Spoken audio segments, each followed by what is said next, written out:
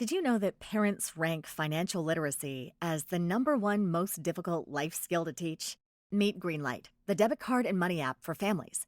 With Greenlight, you can send money to kids quickly, set up chores, automate allowance, and keep an eye on your kids' spending with real-time notifications. Kids learn to earn, save, and spend wisely. And parents can rest easy knowing their kids are learning about money with guardrails in place. Try Greenlight risk-free today at greenlight.com/getstarted. That's GREENLIGHT.com/getstarted. Owning a boat comes with a number of perks, like being able to say ahoy or land ho and not feel weird about it. So here's another perk. Geico's boat insurance offers access to the largest towing fleet on the water. And with specialist support from agents that are as passionate about boating as you are, there's so much value that you'll want to say, shiver me timbers, and not feel weird about that either. Get more with Geico. But Freddie Mercury was gay, wasn't he? He was bi, and he could still be aware that fat bottom girls make the rockin' world go round if he's gay, Tom. And it just feels appropriative. There they are. Right. Monday. Cool. Is this Jolt Cola? It sure is. Try it with the Dunkaroos. And Noah might let you try next on the Dreamcast. I never said that. Okay, I'll bite. What's with all the retro stuff today? Well, Cecil, as you know, today's episode is about David Hahn, the nuclear Boy Scout, as he's often known. Right, yeah. At first, we were thinking get a nuclear thing from Eli's nuclear bomb guy, but, we've done that a lot. A lot. Yeah, I actually almost filled up the stamps on my card. And besides, isn't this story of David Hahn much more about a generation left adrift than it is about some kid's wacky experiments? I mean, sure, radium is dangerous, but far more dangerous is a generation of uncaring post-hippie parents and their disaffected middle-class kids living in a post-Reagan economy, right? I mean, if you think about it, isn't society the real poison? Dude, whatever. Jolt was delicious. That's so good. Thank you, Tom. And those graphics are bad. Okay, yeah, but they weren't at the time.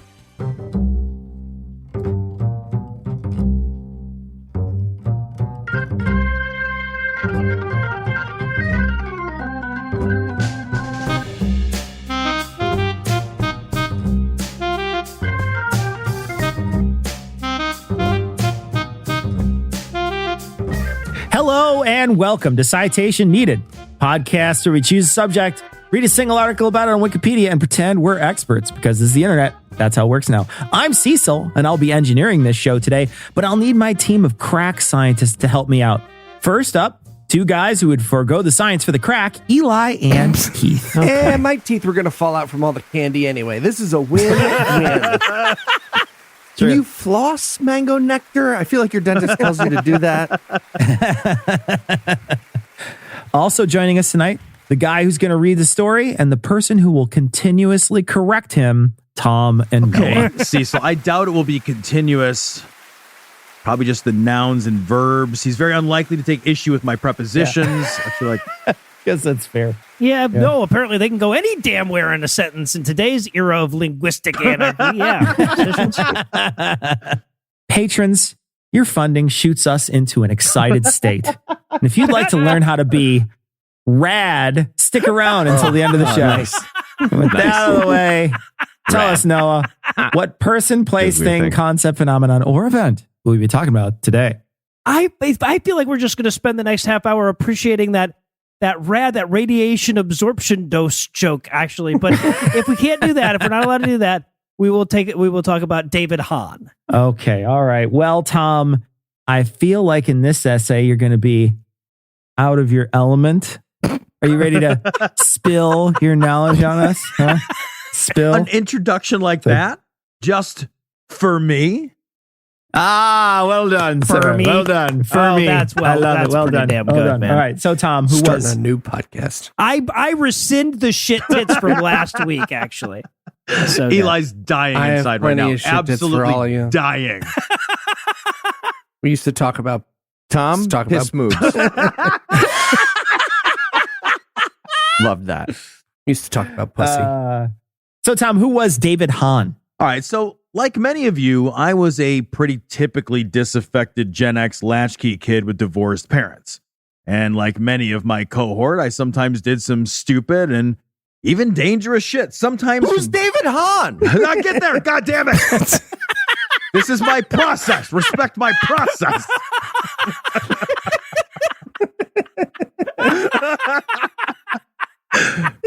I'm starting over. No, I'm editing it out.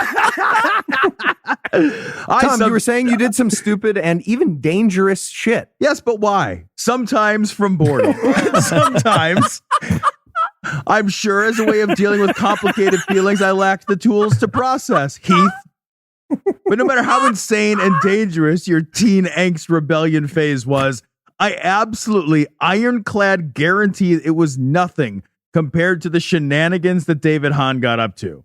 Because unless your teen exploits required the combined efforts of the EPA and the Nuclear Regulatory Commission and resulted in the creation of a Superfund site, you and I, we were just fucking around in the minor leagues.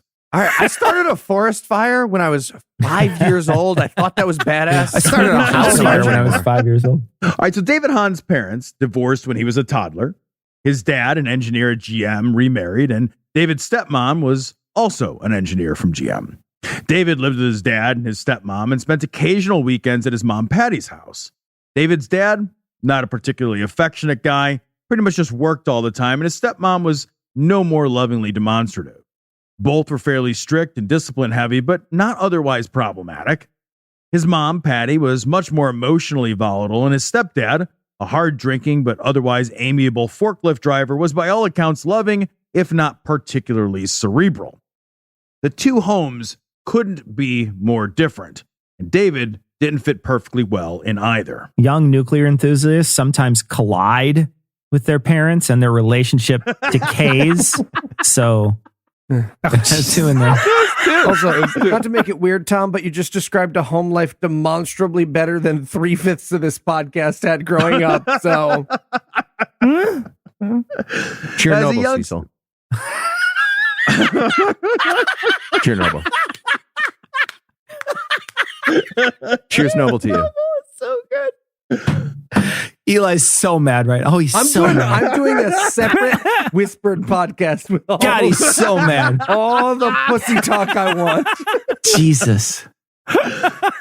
As a youngster, David's life was fairly normal. He did the boring, normal kid stuff that parents tolerate and pretend is precious and wonderful, like playing sports and joining the Boy Scouts and hanging out with friends. Okay, so when the citation needed of the future does an episode about your kid, I don't think it's going to be kind to you, Tom. Assuredly not. But David wasn't really anything like his friends, or anyone else for that matter. When he was 10, David's father gave him as a gift the Golden Book of Chemistry Experiments. And in that moment, everything changed for David. David began an obsession and focus that makes any interest I've ever had in anything seem like nothing more than a passing thought. By 12, David had moved on from the Golden Book of Chemistry Experiments and began working his way through his father's college chemistry textbooks, which sounds precocious, but was in fact utterly terrifying and bizarre. Tom, I'd appreciate it if you didn't piss off the part of our audience best equipped to send us a bomb. You mind elaborating a bit? Besides, David was not by any stretch or any account a particularly good student. He was not a gifted intellectual prodigy. But here he was at 12, routinely falling asleep face down, surrounded by chemistry books and encyclopedias. He accumulated and devoured texts like Prudent Practices for Handling Hazardous Chemicals in Laboratories and The Story of Atomic Energy. What David lacked in broader educational interest and ability, he more than made up for with unwavering, unhealthy obsession. He soon set up a laboratory in his bedroom of his dad's house and began running his own experiments. And by 14, he had made nitroglycerin in his bedroom lab. What? No. Wow. Okay, when I was 10, me and my friend Dan went up to his dad, and we're holding handfuls of packing peanuts. And Dan's like, "Hey, Dad, where's the gasoline?" And his dad was like, "It's in the shed. Don't use too much for whatever the fuck you're doing." We tried to make napalm using the anarchist using the gasoline and the styrofoam. But turns out it takes a while for the styrofoam to dissolve, so we got bored. The 90s were weird. His dad was a Vietnam vet and a firefighter, by the way. Both of those things. He was worried about keeping himself in business, I guess. Yeah. No, so the difference between this kid and me and Heath was that he had a better recipe, right? And probably wasn't as high as I was, I guess. I'm glad you were high, Noah. That was my big problem. Now, David probably should have devoted more time to that book about the safe handling of dangerous shit, because explosions in his home were commonplace. So much so that the walls were pocked with blast damage and shrapnel from exploded vessels and failed experiments. His carpet was singed and stained to the point that it had to be ripped up and removed entirely. And while many teens have trashed their bedrooms, few had demoed theirs from the inside with chemical explosions.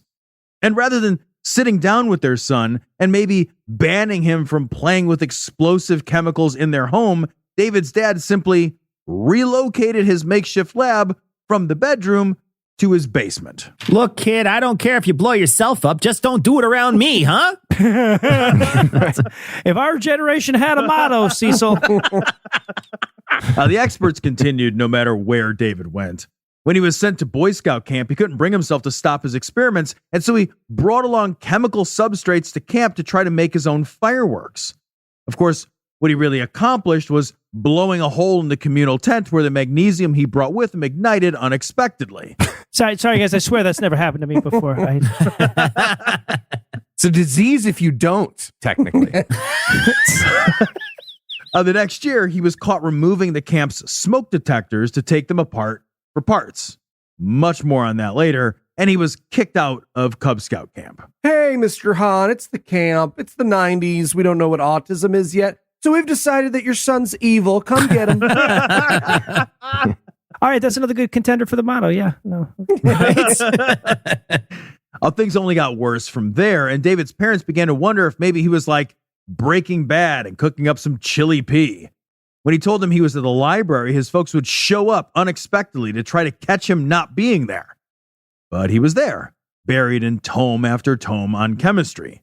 And this did convince his parents that he wasn't making drugs, but they were still so frightened that he was going to blow them all up that he was banned from being in his family home alone at all, ever, even for a few minutes. If his parents went out to run an errand, David was locked out of his own house until they returned. I feel like leaving him in situations where the only way to his stuff was to blast his way in didn't make things better, right? Given his age, he probably played Legend of Zelda already. He knew. I like that they never considered taking him with. They just left him in the yard like an in the arms of the angels dog. What the fuck, man? He just breaks a clay pot. All right, there's the key to the house. Okay. Now, none of these interventions mattered. One day, from the basement lab, there was an explosion that rocked the house. David's parents rushed downstairs to find a semi-conscious David, now without his eyebrows, lying on the floor. You see, he had been pounding red phosphorus with the handle of a screwdriver like a mortar and pestle situation, unaware that this causes that to fucking explode. For months, David had to return again and again to the eye doctor to have pieces of plastic from the phosphorus container removed from his eyes. At this point, David did lose basement lab privileges. Okay, I'm confused. Was David actually reading the chemistry books? Because I feel like one of those would have mentioned bang, bang, make phosphorus go boom. Yeah. But David had two sets of parents, and his mom and stepdad were quite a bit less intellectual than his father and stepmom had been.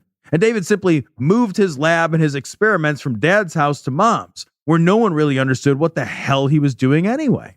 And David had the perfect cover for his next, more ambitious round of experiments. David was, as you'll recall, a Boy Scout, and now he was working on his Eagle Scout badge, and it turns out there is a merit badge in atomic energy, which... What? Well, there just probably shouldn't be anymore. No! What the fuck? He's just out in the woods, a bunch of Boy Scouts huddle around a tiny fire. They look over. David's got a nuclear reactor running a laser sauna. They're just like, come on. Like, fuck you, man. Now, the merit badge itself was nothing. He got the merit badge by making a drawing demonstrating how nuclear fission occurs and then making basically a diorama of a nuclear reactor and visited a hospital radiology unit to learn about radioisotopes. Oh, and then, of course, he decided to make for himself his own nuclear breeder reactor. Well, while we pause for a minute to wonder if they should have outlawed breeding of any kind by any of these family members, let's take a quick break for some apropos of nothing. I mean, given what he's going to do to the testicles nearby, I feel like we've got that taken care of.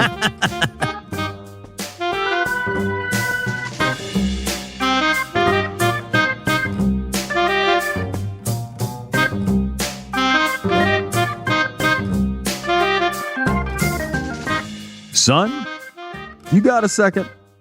God, Dad, what do you want? So, your mother tells me you've been messing around with your chemistry set. They're experiments, Dad. God, chemistry. Right. Experiments. And I was just wondering, what you're up to. Well, I mean, this is phosphorus, forming it into a ball. So when you throw it at something, it would totally blow up. Doing a little mining, are you? Fantastic, son. Yeah.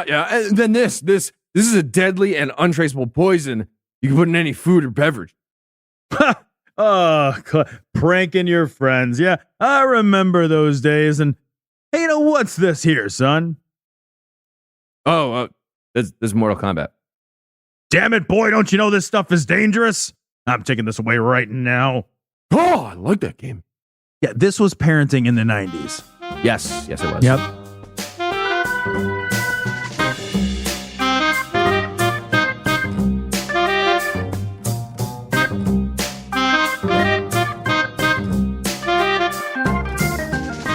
When we left off, David got his nuclear badge. Was he hard at work on his ricin and sarin badges, Tom? Is that where we're I at? got one for carpet bombing. Who knew?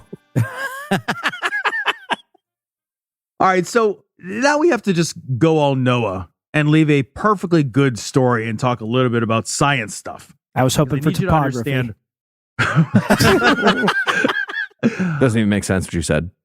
I need you to understand what a breeder reactor is so you can understand why teenagers shouldn't build them. Honestly, Tom, I was convinced that nuclear, so you could save yourself some time. All reactors, really.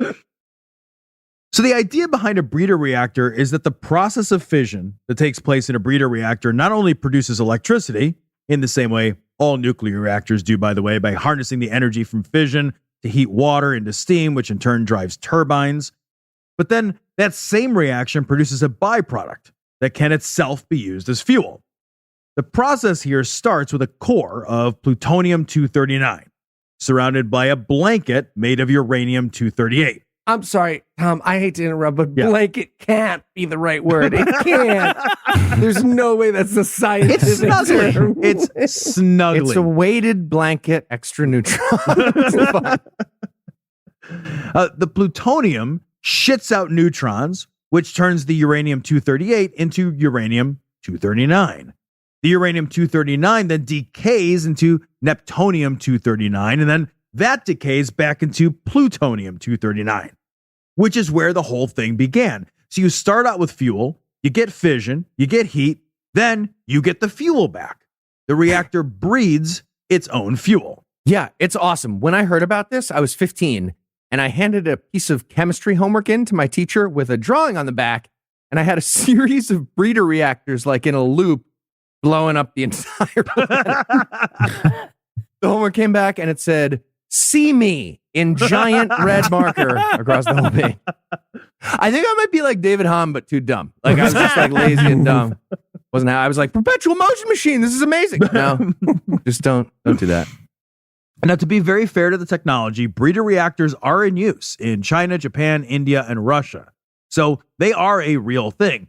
In the US, we don't have them, in part because sources of uranium have been found that make building standard issue light water reactors just more economical, and also in part because the two we tried to build were utter failures. One in Idaho had a partial core meltdown and had to be shut down. And the other just cost an ungodly amount of money, and it didn't end up working. It produced electricity, but didn't end up breeding any more of its fuel, and so the project was scrapped. I saw a ramp that sends marbles back to the top on TikTok. Did he try one of those? The ramp? Well, with the marbles? yeah, but to be clear, you have to understand the fucking reactors, because you have to know that like what he did was dangerous for a teenager building a backyard nuclear reactor. Right? Like even if that was a standard rite of passage, he did it dangerously. Yeah, he didn't read Backyard Nuclear Reactor for Teenagers Safety. Right, exactly, right. So naturally, chemistry accident Boy Scout David fucking Hahn was going to be the one to crack the problem at home on his own. Of course, as Doc Brown will be the first to tell you, it is pretty tough to get your hands on fissionable nuclear materials without getting gunned down by Iranians in a parking lot. So he was going to need to improvise rather a lot. The first step was to begin building a neutron gun. That is a way to focus the release of the neutrons from radioactive decay onto a target material. So David wrote to everyone he could think of that had the word nuclear in the title. He penned letters to the Department of Energy, the Nuclear Regulatory Commission, the American Nuclear Society, the Edison Electric Institute, and the Atomic Industrial Forum. He wrote letters claiming to be a high school physics teacher and said he was fishing for information on how he might be able to get radioactive raw materials to begin his experiments at home. Rick Perry at the Department of Energy had to call someone in to translate the letter into fourth grade vocabulary for him. That's a comma, But then Rick. he put his glasses on and was way smarter. Yeah. And then the metal goes pew pew. Yeah, the metal goes pew pew. Yeah. And then I'd like to ban, I think, myself from existing. I forget. But the most useful of these organizations he wrote to was the Nuclear Regulatory Commission. David ended up getting into a scientific discussion by mail with a guy named David Erb. David Erb was the commission's director of isotope production and distribution, which is evidently a job that involves answering letters from high school teachers somehow. Why are you answering mail? As well as evidently sending out pricing and commercial sources for radioactive wares and materials for their experiments. According to David, quote, "The NRC gave me all the information I needed. All I had to do was go out and get the materials." End Why quote. do they even have a mailbox? Just don't have that. They don't get a mailbox. It's crazy. Apparently, we spent the entire Cold War doing a bunch of nuclear science theater and maybe hoping some kid might figure out cold fusion for us. We had merit badges in WMDs and fucking red phosphorus vending machines at middle school next to the cigarette vending machine. We had take an isotope, leave an isotope at gas stations. What the fuck? Apparently, it was all still around in the early 90s, too. Oh, yeah, but hearing this, Doc Brown's got to feel like such a dumbass, right? Could have written a fucking letter instead of all this. But this is what you get. This is what you get for trying to wield more power than you know how to pronounce, motherfucker. It's GIF and gigawatt. That's my hot take. Now, there's no way in hell David was going to get his hands on U-239 or plutonium-238, but he did have other options. He had a list of 14 radioactive isotopes that he could source from their use in relatively common household materials, including americium-241, which is found in smoke detectors, radium-226, which is in old clock dials, like think radium girls here for context, uranium-235, which is naturally occurring in tiny amounts in a kind of ore called pitchblende, and thorium-232, which is in those obnoxiously bright gas camping lanterns. Hey, everybody in the commercial space, circle up. We're not using any nuclear adjacent materials just at all. Find some other shit. Just find some other shit. There you go. Or Get rid of that supervise your mailbox. fucking kids. You could supervise your fucking kids. I feel like maybe that's easier than not having smoke detectors. But what do I fucking know? Be realistic, Noah. We're not using any nuclear adjacent materials. For the americium, he leaned on his Eagle Scout cover, and he convinced smoke detector companies to sell him 100 broken smoke detectors, which I guess they were saving in case someone wanted to buy broken smoke detectors. Certified refurbished smoke detectors. Now, to get to the radioactive bits inside the detectors, he just called up the customer service rep, and they told him that the Americium was indeed in the detectors, and it was just all sealed up in a little gold matrix inside. So David used that information to take the detectors apart, take out all the Americium, and then he used a blowtorch to just weld them all together by melting the gold matrices into a small radioactive gold pile. Yeah. Is this 3 Mile Island? Yeah. Do you have any broken down radioactive stuff I can have? I'm an Eagle Scout in our country's Christian Hitler Youth, so I need. Well, in that case, why didn't you just say so? Nobody who can climb a rope backwards would ever do anything bad. So here you go.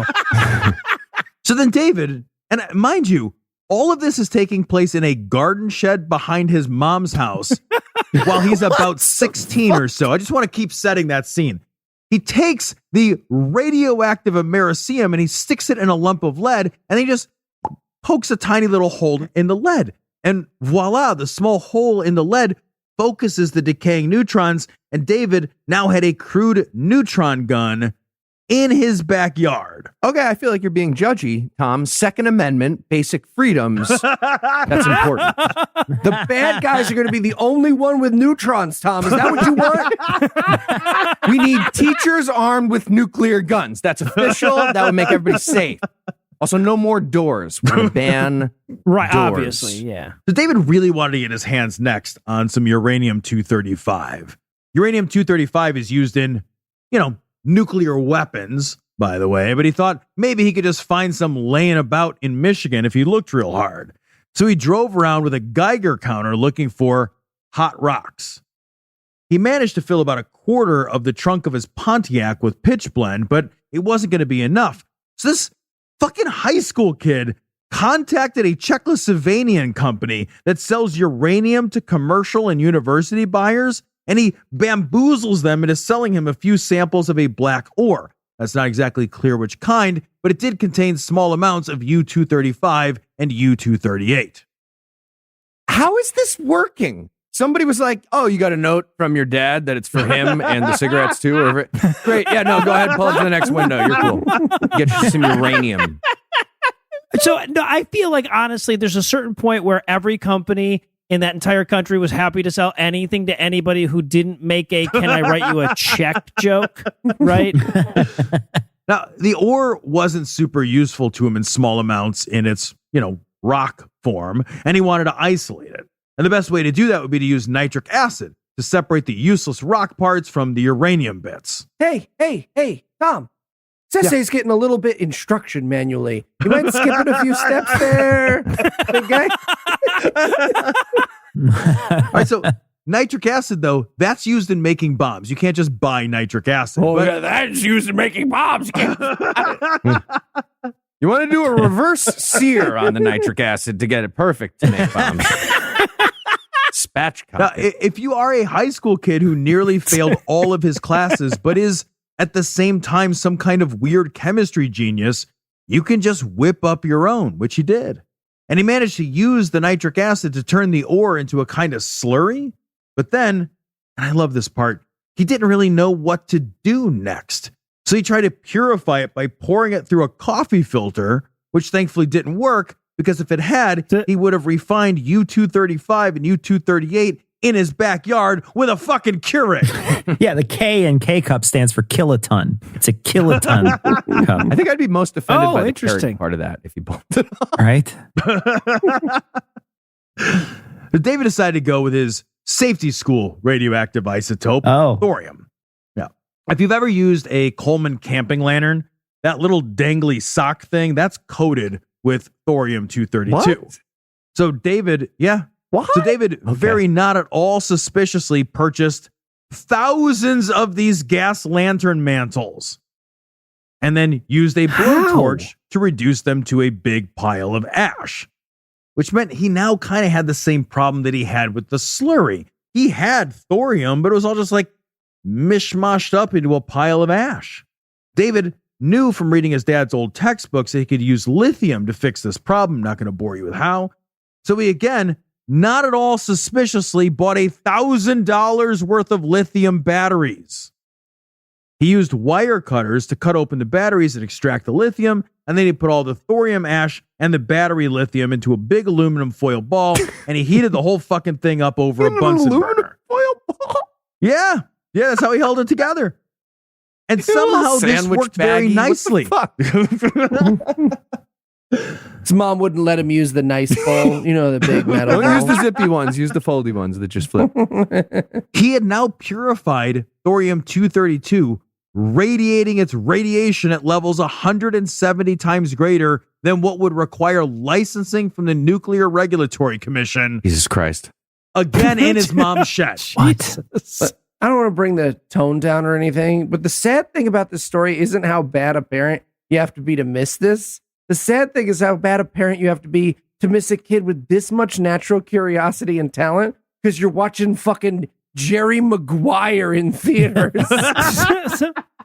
All right, so I just want to say, like, if I had access to $1,000 or more when I was 16, I feel like I would have done like at least something worthy of a citation needed essay as well. I feel like an underachiever, but then I'm like, oh, it's privilege. He was able to get this. I couldn't have got a. He worked a part-time job. He just worked a part-time job and for saved his money. $1,000 worth of lithium. Oh, Yeah. he wasn't buying drugs. Borrow the Right. uranium from Mitt Romney's dad. You're fine. You can do anything you want in this country. He seriously, I don't remember from the article. He seriously had just like a regular like kid part-time job, Like the at ice Yeah, cream no, like I said, stand like or I said, if something. you're not buying drugs, Yeah, then it adds up. yeah. I don't even understand what that means. It doesn't make sense. Thank you. What David needed next was radium, but that shit is dangerous as fuck, so it's not just lying around anymore. It used to be, though. Radium for a while was used in luminous clock dials until a bunch of workers got face cancer from licking their paintbrushes laced with radium paint. But the products still existed out in the world, and David set about trying to buy vintage clocks and shit like that and scrape off the paint. This was very slow going at first, but David was not to be deterred. He drove around towns with his Geiger counter in his car, and he noticed as he drove past a vintage shop that the Geiger counter went absolutely bonkers.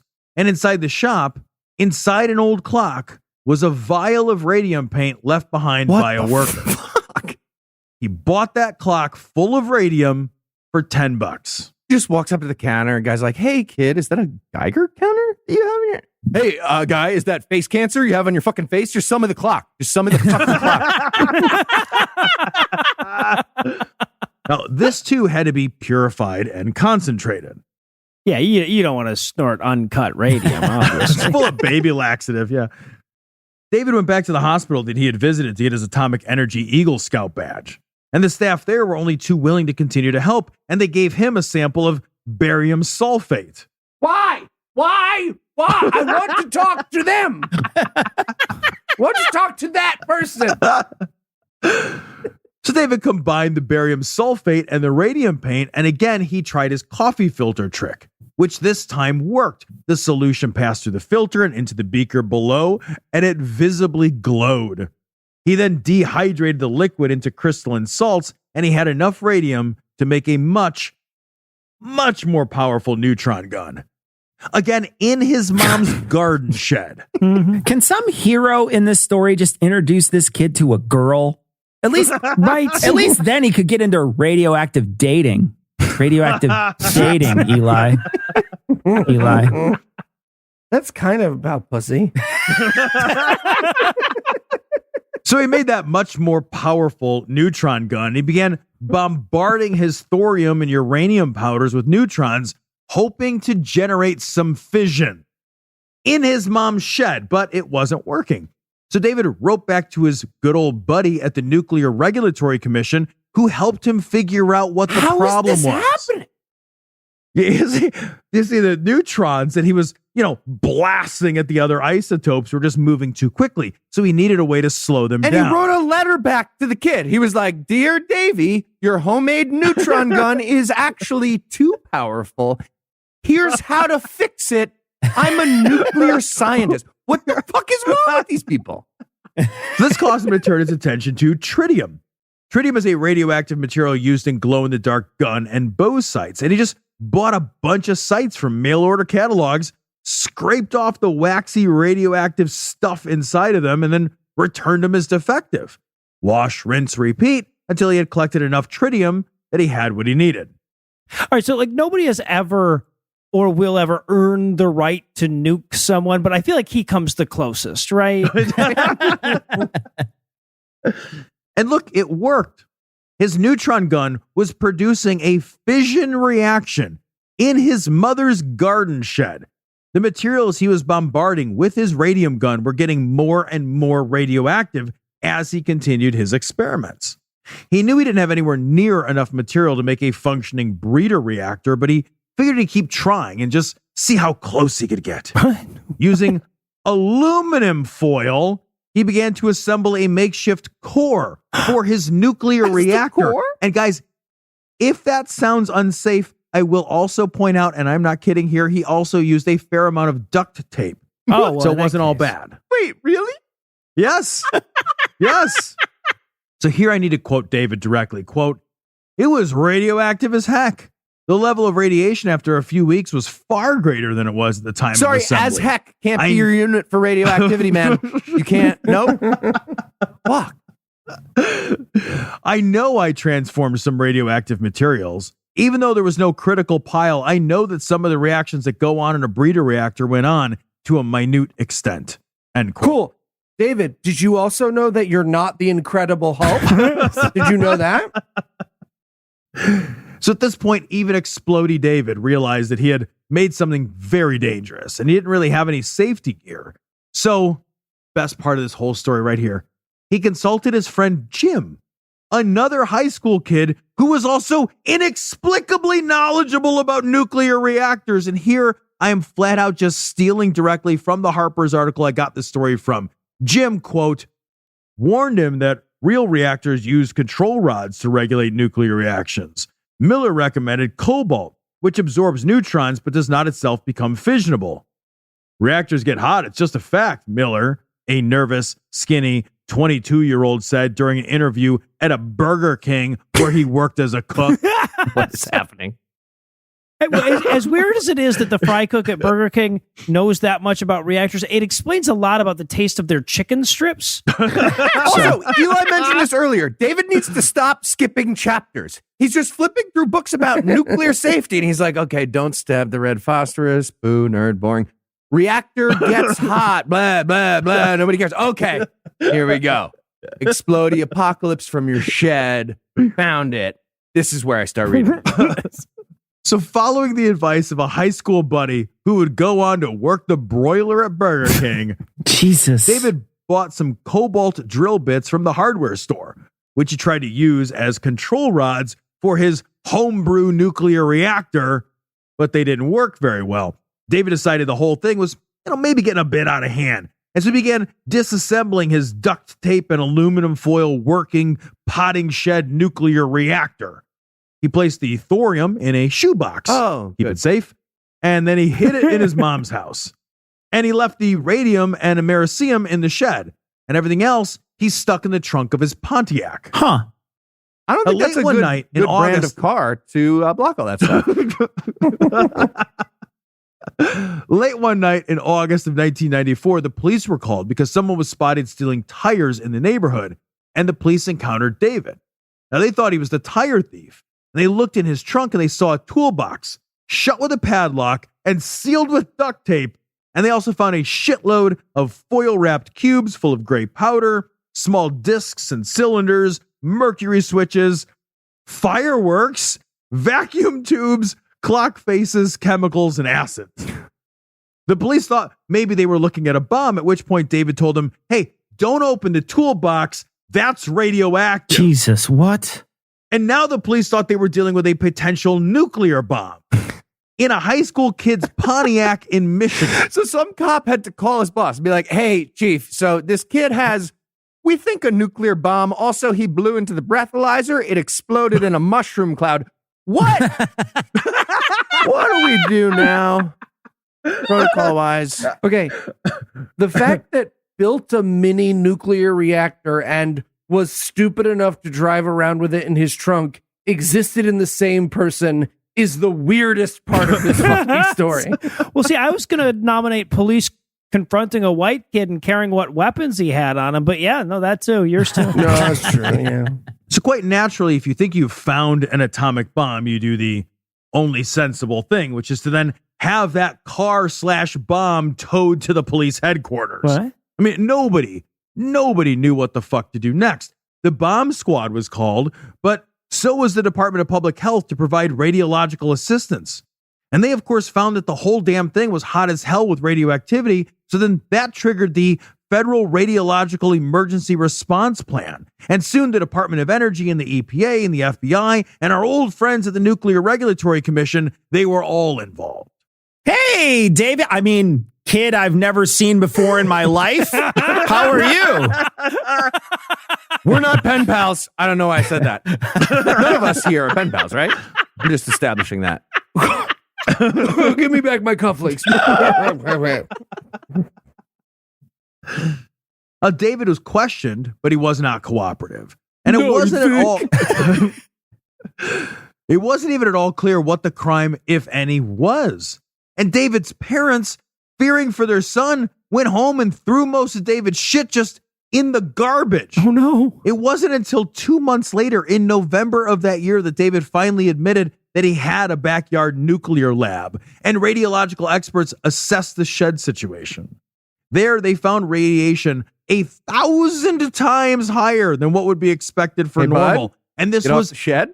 After I need you to get off the shed.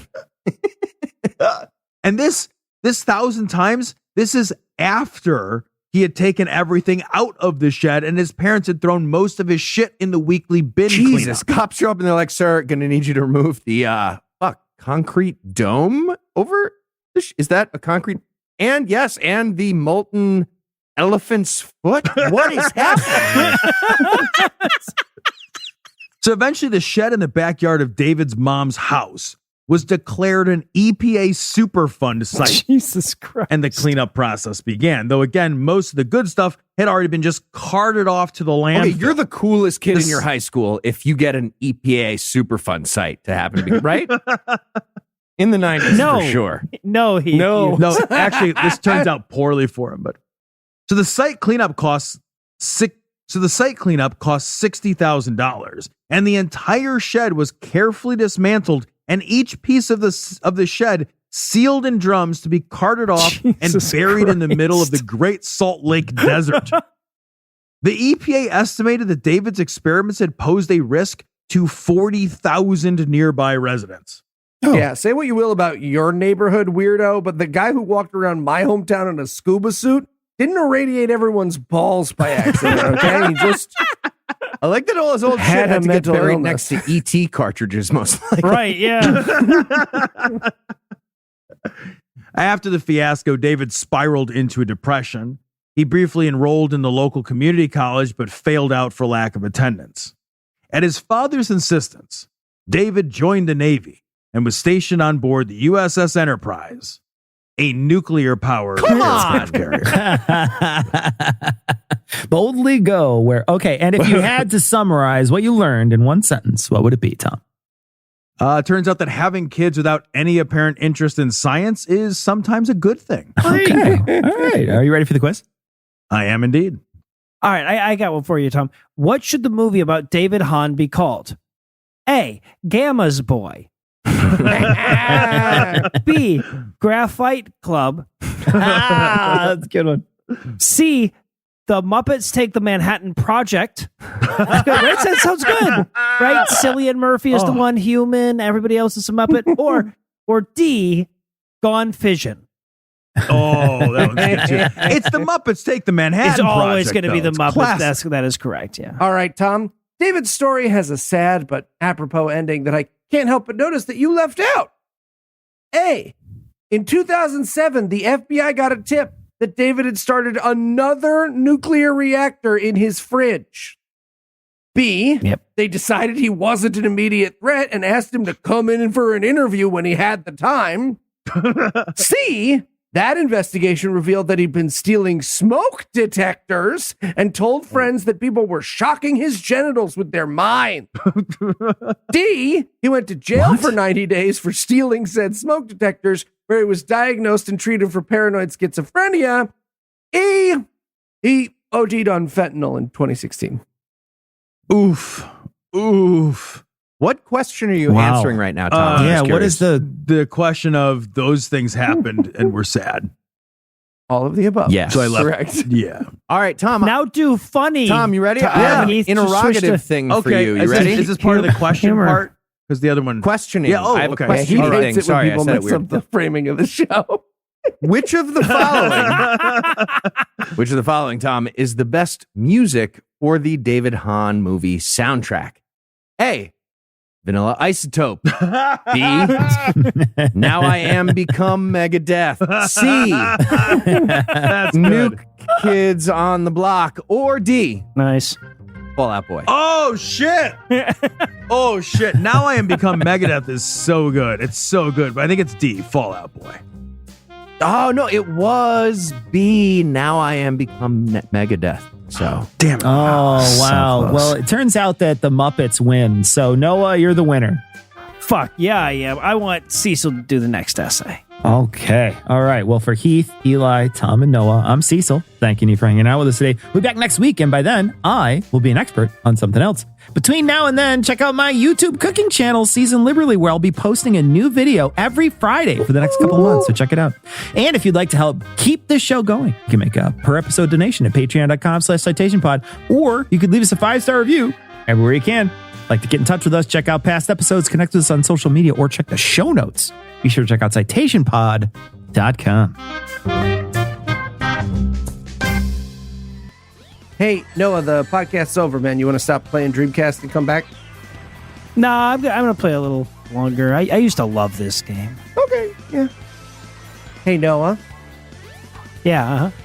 I'm glad you found drugs instead of bomb stuff. Me too, man. Me too.